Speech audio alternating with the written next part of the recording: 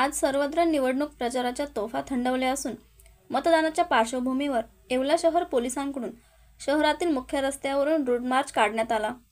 यावेळी नागरिकांनी निर्भीडपणे मतदान करावे असे आवाहन देखील यावेळी पोलीस निरीक्षक धीरज महाजन यांनी केले।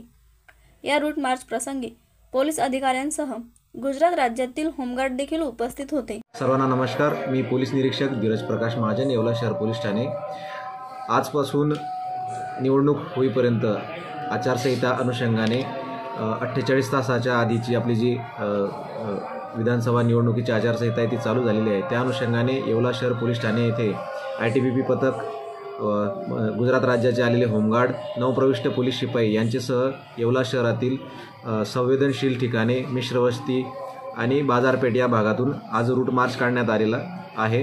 या रूट मार्चमध्ये लोकांनी निर्भीडपणे, निष्पक्षपातीपणे मतदान करावे यासाठी पोलिसांनी हा रूट मार्च घेतलेला आहे। धन्यवाद।